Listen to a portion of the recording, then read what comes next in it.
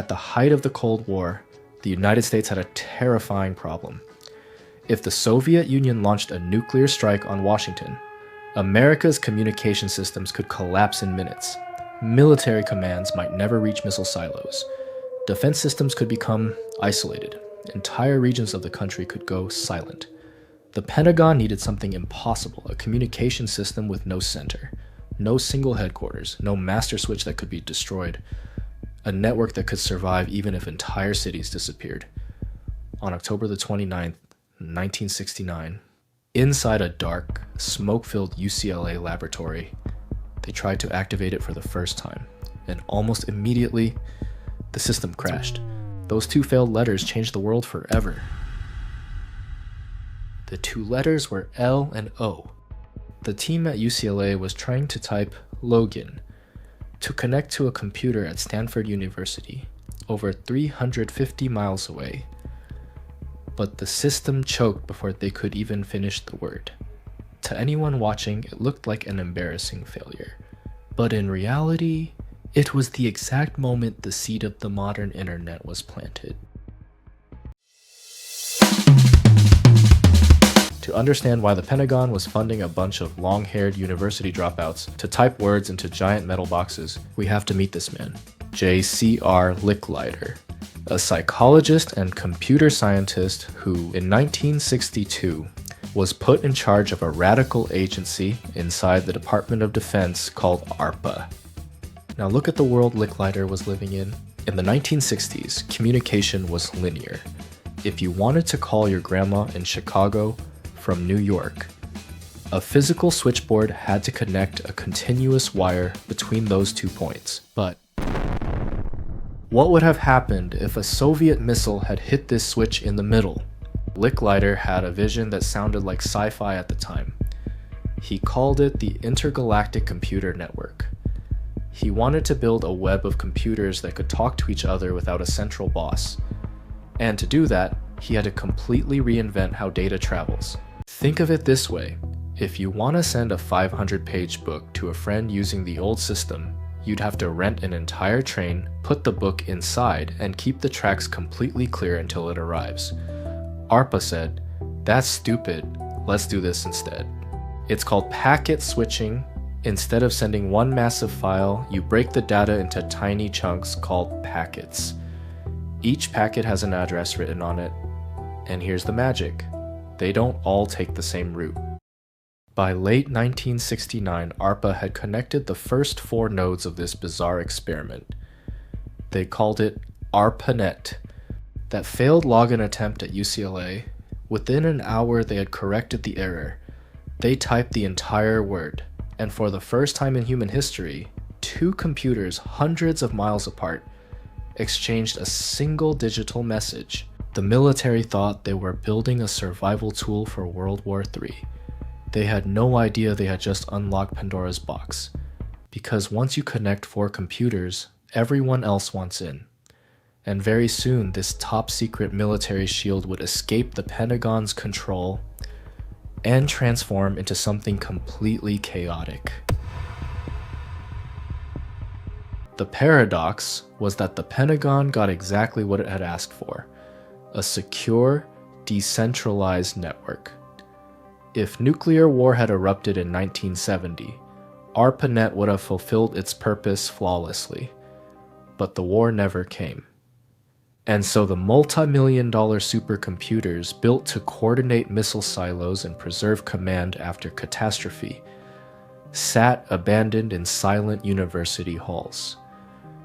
The military had constructed the perfect bunker, yet forgot to ask a simple question: what were they supposed to do inside that bunker during peacetime? The answer came from the very students and researchers who were maintaining the network. ARPANET access was handed to young hackers, graduate students, and university labs, and they quickly realized something profound. If the network could transmit military commands, it could just as easily transmit anything else. The first unofficial messages sent across ARPANET weren't scientific papers or classified reports. They were notes like, "Who keeps stealing the lab's power outlet?"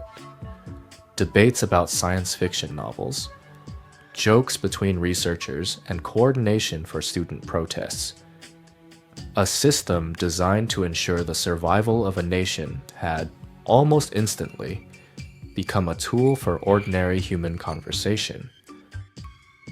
By the mid-1970s, the idea of a network without a sender had begun spreading across the world, but a far more dangerous problem soon emerged. ARPANET was growing inside the United States. At the same time, the British, the French, and the Norwegians were building networks of their own. And this is where the digital revolution nearly collapsed before it even began. Each network was built on different architectures, different rules, and entirely different technologies. A computer in Paris physically could not send a file to a computer in Los Angeles. They were speaking completely different digital languages. Humanity stood on the edge of a disaster, the creation of dozens of isolated internets, divided by national borders and corporate ambitions. And how scientists solved this problem? Imagine the global postal system. If you send a package from Tokyo to Berlin, you probably don't care what language the German courier speaks, which airline transports the cargo, or what roads the delivery truck takes. What matters is simple. Your package is sealed inside a standardized box with an address everyone can understand. In 1974, two engineers, Vint Cerf and Bob Kahn, invented that standardized box for computers. They created the TCP/IP protocol. It was a universal digital translator. It didn't care what operating system your computer used or what kind of cable carried the signal. TCP/IP could take anything, a text file, an image, even a military command, and wrap it into a standardized packet that any computer on Earth could understand. It was a fundamental breakthrough. The walls collapsed, closed networks finally connected to one another, and at that exact moment, the old military name, ARPANET, quietly began to die. In its place came a new term, interconnected networks, shortened to one word, Internet. By the early 1980s, a quiet sense of panic began spreading through the Pentagon. The network they had built as a secret military shield had completely slipped out of their control. The Defense Department's secure servers were now sharing communication lines with student chat rooms, early computer games, and the endless conversations of scientists and researchers. The military realized something terrifying. They had created a monster they could no longer control. In 1983, the top military leadership made a radical decision. They literally split the network in half.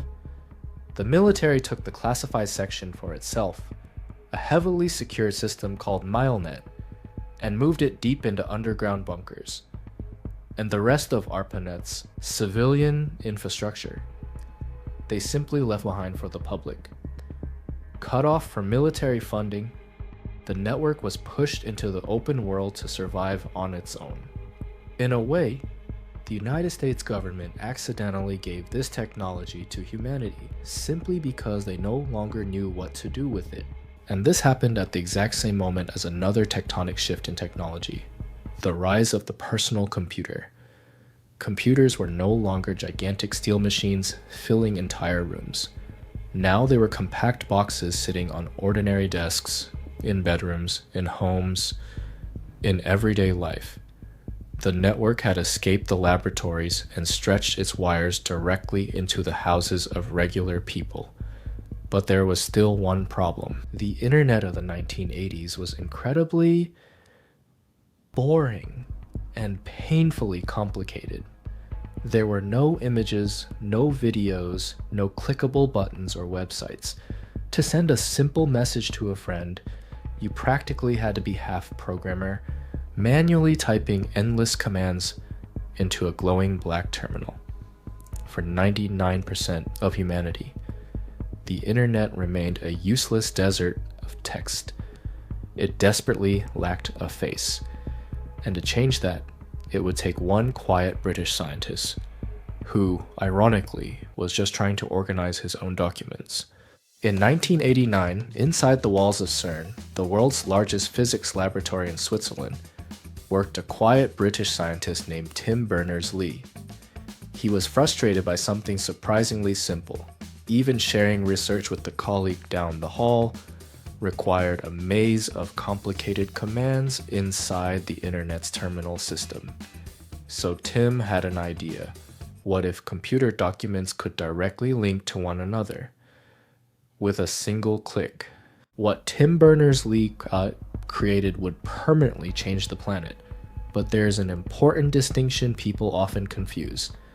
The internet and the World Wide Web are not the same thing.